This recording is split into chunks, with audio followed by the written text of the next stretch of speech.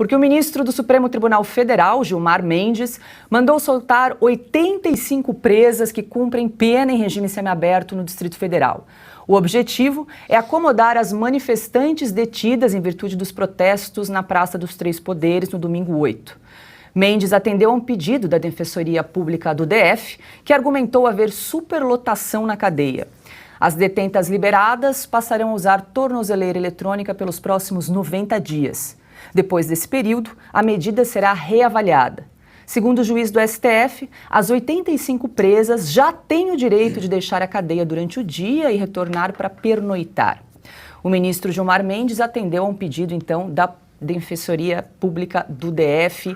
Quero sua avaliação a respeito dessa decisão do ministro Flávio Morgan.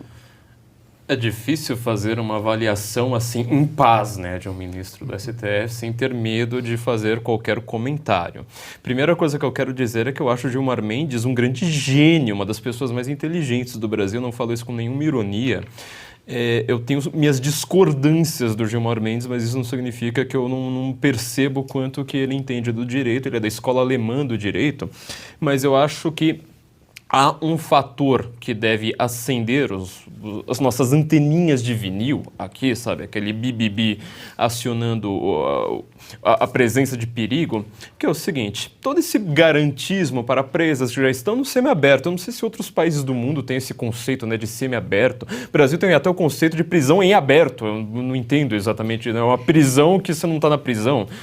Tentar explicar o gosto da jabuticaba para um estrangeiro é muito esquisito, né? Mas o Brasil tem dessas coisas. Ele está lá falando, olha, já que essas presas já estão indo para a cadeia só para pernoitar, então libere espaço. Só que o meu medo é que todo o garantismo, esse foi sempre o meu ponto, todo o garantismo, ele vem com punitivismo extremamente exagerado logo por trás. Porque agora nós vamos colocar essas pessoas, né, mulheres principalmente, que estavam nestes atos que estão sendo chamados de antidemocráticos.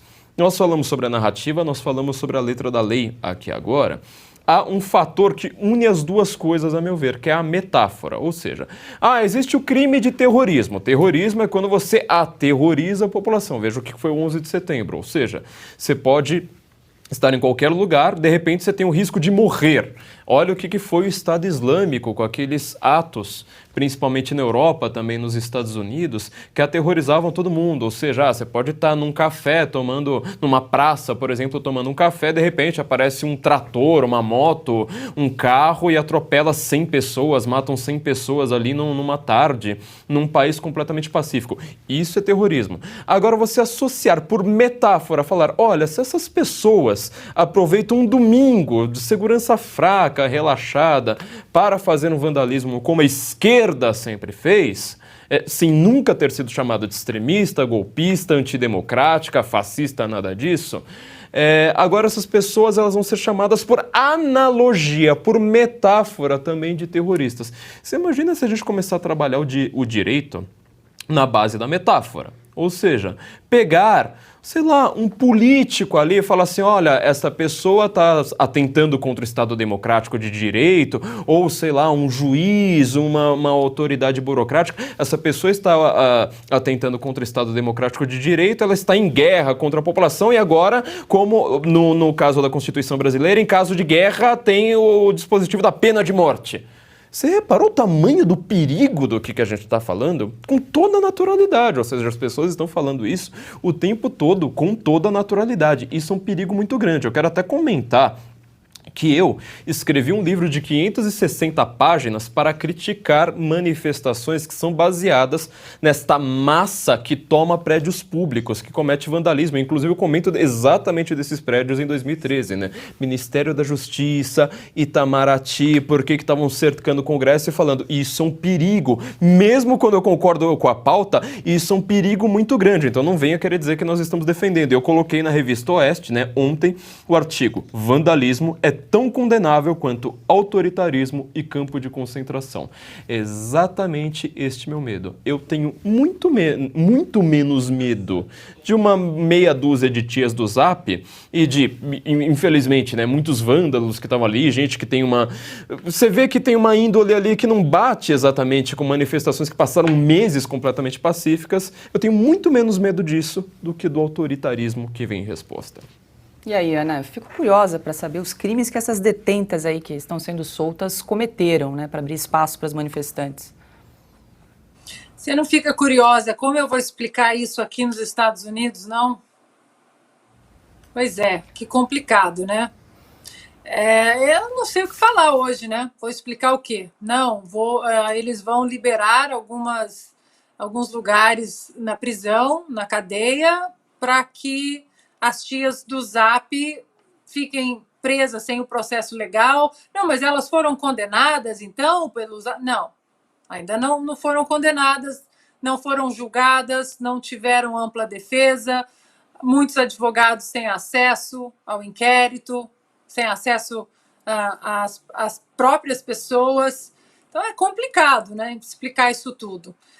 Por isso que eu quero enaltecer mais uma vez aqui o jornalista americano, com todas as diferenças que eu tenho, diferenças políticas, diferenças ideológicas, até do jornalista americano Glenn Greenwald, que durante um tempo no Brasil ele ajudou a implodir a Lava Jato, digamos assim. Essa é a minha opinião, tem gente que discorda de mim, mesmo não concordando com o Glenn o tempo todo, mas o Glenn ele teve um ato de muita coragem a semana passada, fez uma live no seu canal aqui no Rumble também, ele também está censurado, parece que censurado no YouTube, e fez uma live em inglês para o público americano e para o público, né, no mundo que fala inglês, sobre o perigo do estado de exceção que nós estamos vivendo no Brasil, com um judiciário sem limites, com um judiciário que não está respeitando a Constituição,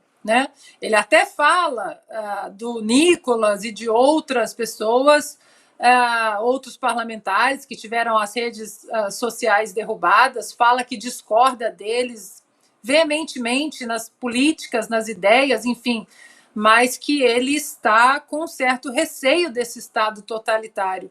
E hoje nós vimos, né, que todo dia é um novo dia em relação a um absurdo quando vem do judiciário. E a pergunta que todo brasileiro se faz hoje é: quem vai parar? Não é parar o judiciário, não é ir contra o judiciário, mas contra inconstitucionalidades, absurdos, e a favor da nossa Constituição.